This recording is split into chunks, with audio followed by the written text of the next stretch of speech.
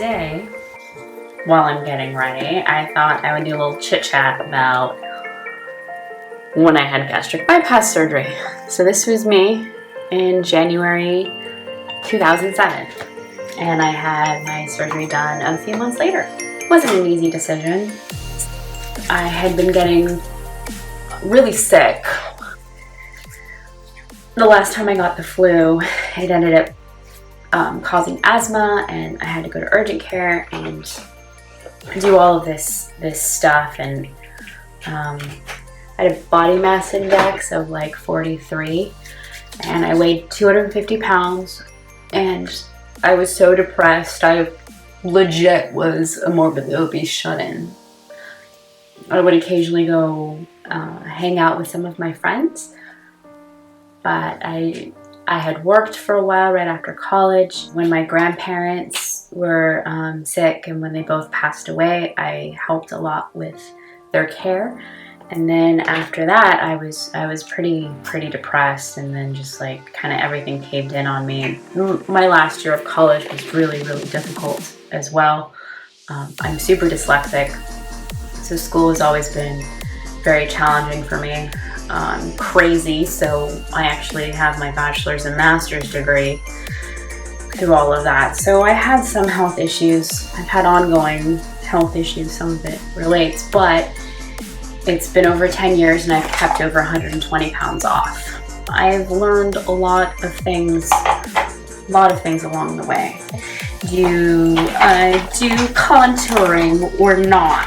Because I always like the way it looks when I do. I like it when I do a little contouring. Here, I would do some color correction for my bags. My stomach just growled.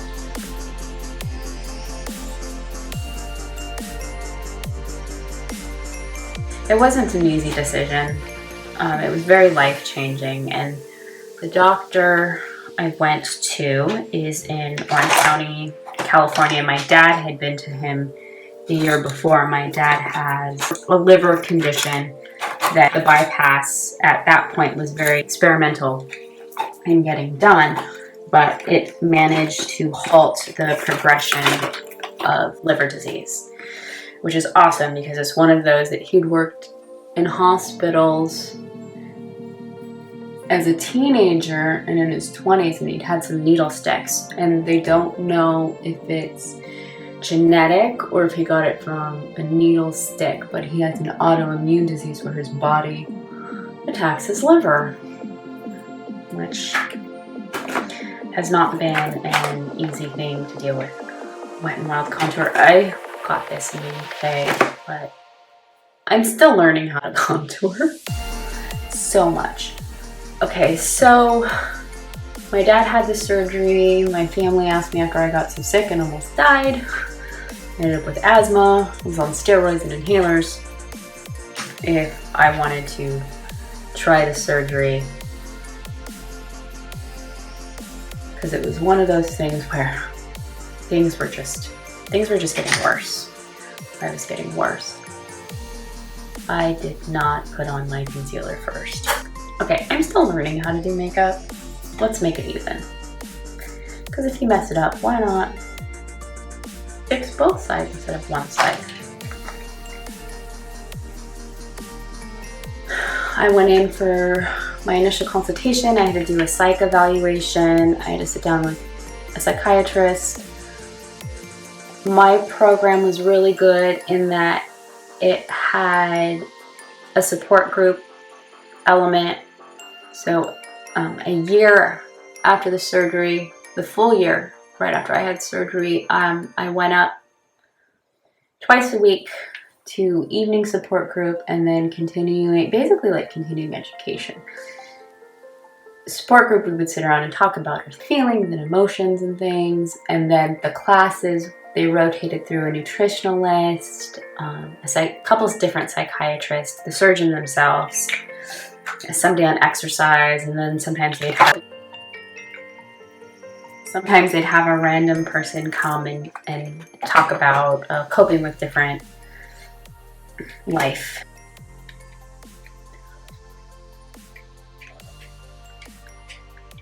This I find I don't like as much, but since I spent money on it, I keep using it every once in a while, hoping. I think it's because it's probably not the right color for me.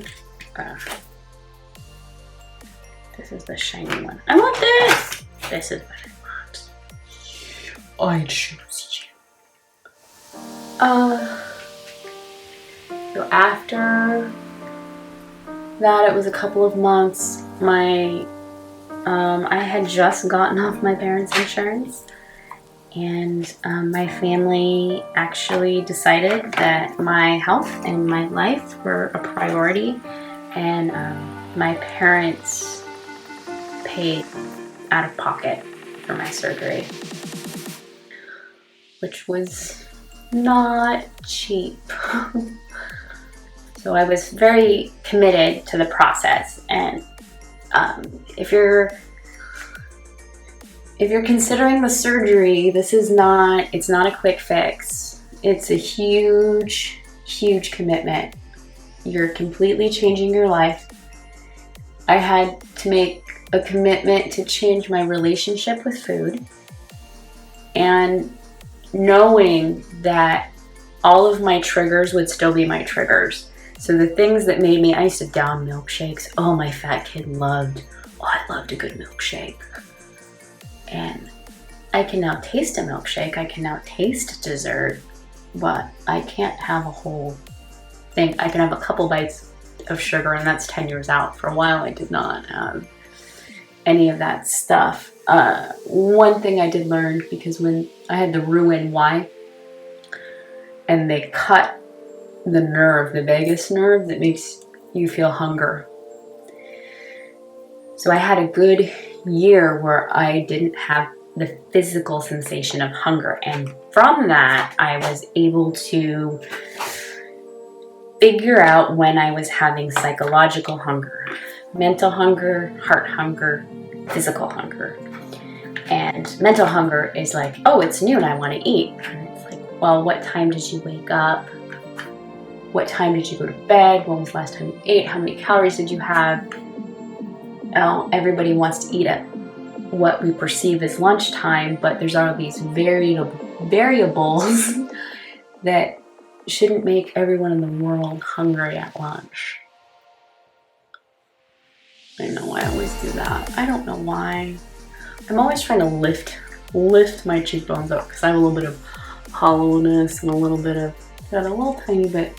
I'm very lucky about my skin, very lucky, but I've been very diligent about my skincare the last year. So, big things are drinking actual water. One tip I can give you right now, if you want to lose 10 pounds and not change a single thing that you eat, is do not drink any beverages while you're eating. Don't drink any water. Don't drink any water while you eat. Don't drink soda. Don't drink orange juice with your breakfast. Don't drink coffee while you're actually eating. You need to chew your food. We actually get endorphins from chewing, so actually chewing food. And you need to not wash the food out of your stomach. One of the things I learned is your stomach is basically a calculator. And it takes it's a slow old computer. And it takes time to calculate. So you put calories in, your body tells your brain, we need 300 calories. So you start craving something. You feel a little hungry and you eat. And it takes a while. So your brain asks your stomach, okay, how many calories did we get? Did we get what we needed? And if you're washing the food out of your stomach, you're not giving it time to calculate that amount. Give yourself and your stomach time to tell your brain how many calories you've consumed, and you'll eat less. Wait 20 minutes and then drink water, actual water. One other thing that I learned, that I actually got a tip I got from listening to Dr. Murad, the skin doctor, talk about, was eat some of your water every day. eat some fruits, eat some vegetables. It takes your body longer to process and break that down and get that food out of your stomach, get the water out of the food. It takes longer to get water out of the food so you feel more satiated. There's a lot of things I could do to tell you guys. If anyone's interested, like this video, let me know. If you want to know more about things I've done to keep my weight off. There's lessons you learn though, and one of them is your triggers are always going to be your triggers. I'm not amazing at, I'm okay at eyebrows. Your triggers will always be your triggers. So if it's whatever it is that makes you want to reach for that, if it's an argument, if it's seeing something on TV does it, if you're eating because you had some traumatic event happen and you're using it to numb out, that emotional feeling is still going to be there. And for me, I was doing a lot of emotional eating. I had something traumatic happen to me when I was around 11. I spent the night at one of my friend's houses, and her brother was very inappropriate with me, and it scarred me. And I started stress eating, and I gained like 30 pounds. And then he left me alone, and I didn't have to deal with him anymore. So I ended up gaining more weight, and I unconsciously internalized that.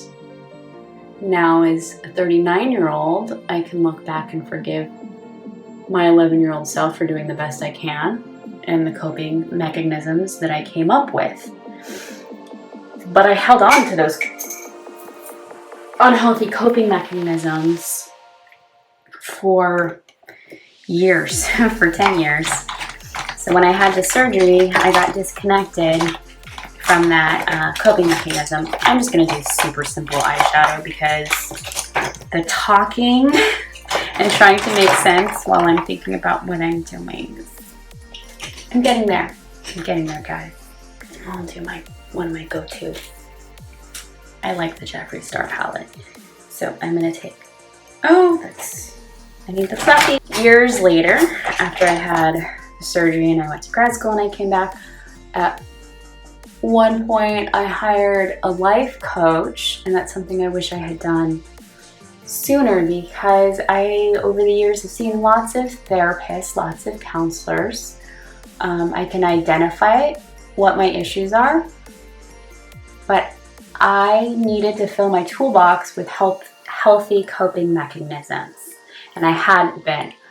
And working with my life coach, her name is Amber Valdez, she's a life purpose cheerleader. I highly recommend her. She's on different social media. You guys can Google her and see her videos. She's very motivating and good at helping people find their purpose and getting them on track. She's part of what gave me the confidence to start doing this kind of stuff, encouraging me to share my story, help people where I can. So some of the things she got me doing was meditating.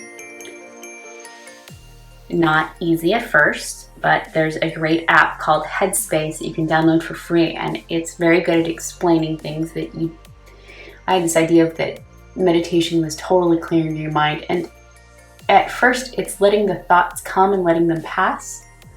It's also being quiet enough so that you can hear, that you're not just, if you're somebody who prays, praying is talking out, meditating is being open to listening to receive the message.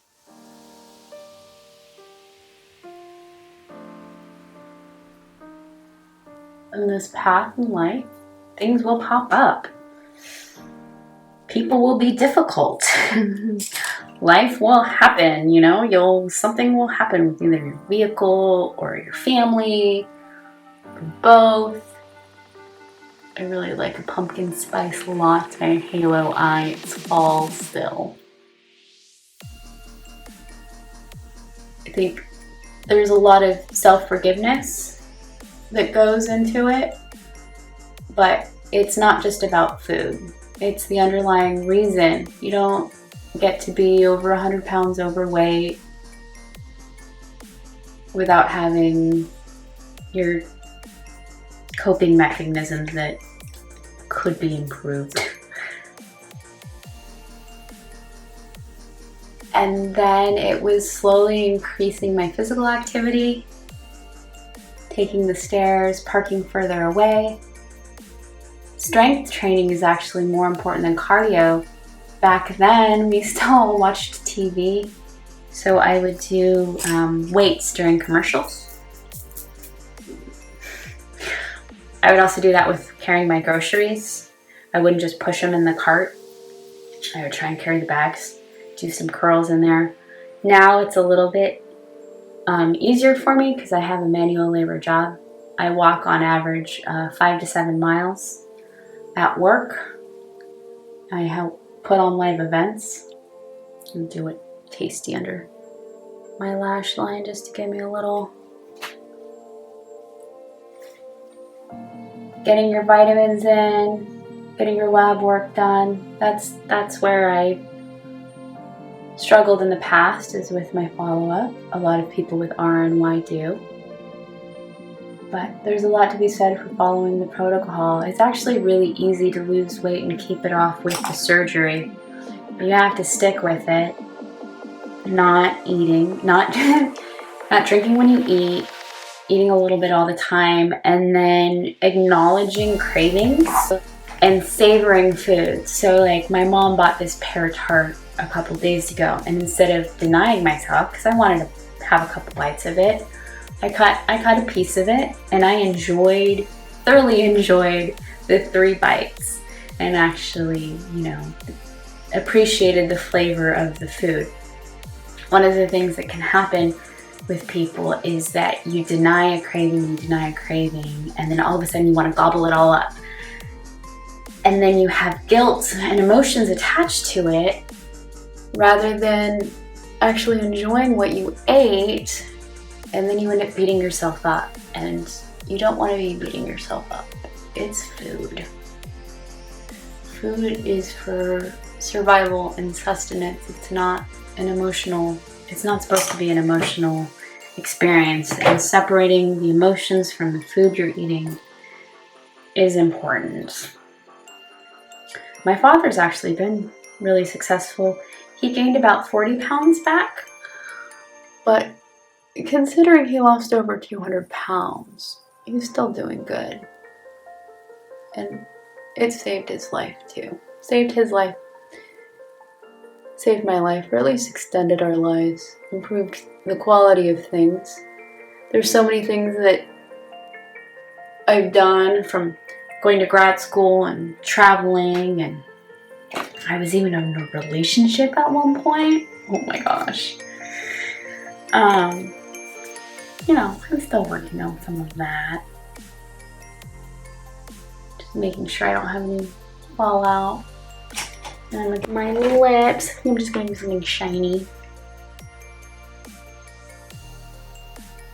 So if you have any questions about gastric bypass and being successful, leave a comment, let me know. I can do another video. I'll probably revisit this. But for reals, that's me. Oh, what I could tell her. Sometimes you just want to go back and give yourself a hug and be like, it's going to be okay. We're going to figure it out. We're going to be okay. You are going to be okay. And the thing is, one of the really important things that one of the psychiatrists asked at the beginning of all of this was, when you lose all of the weight, you will be, it's like answering the question. And a few people said happy. And the answer was smaller. Because happiness comes from inside, emotions come from inside, feeling secure, having confidence. That really doesn't matter what's going on outside, that's all what's going on inside. And no matter what it is, you gotta work on, you gotta do the inside work too, not just not just fix what the outer wrapper looks like. But, so that's my 2 cents. 10 years out, 12 years out, still 120 pounds down. So I learned a lot along the way, and if there's anything I can do to help anyone out there, or if you're just, you know, peeking to try and give somebody else support, you know, you can't do it for them, but you can be there and you can be encouraging, you can listen. I think one of the big things right after I had this surgery, I went out to eat with some people and they were in front of me, and I was like, I am going to be sick watching you guys inhale your food. Could you just like put your forks down and can we just talk for a while? And one of the big things that I learned through all of this was it's okay to have emotions. It's okay to feel. You don't have to keep pushing them down. Sometimes you need to cry. Sometimes you need to let it out. Sometimes you need to get angry. Sometimes you need to get angry about stuff that happened in the past so that you can release it and let it go. My life coach at one point had me write letters to different people who had been abusive to me, and I was able to release a lot of that stuff. Now, granted, I am still working on a lot of things. My life, by no means, is some like picture perfect whatever, you know, but I'm still alive. I'm still here. I'm still pushing myself to do and be more, and you can do that too. So thanks for watching.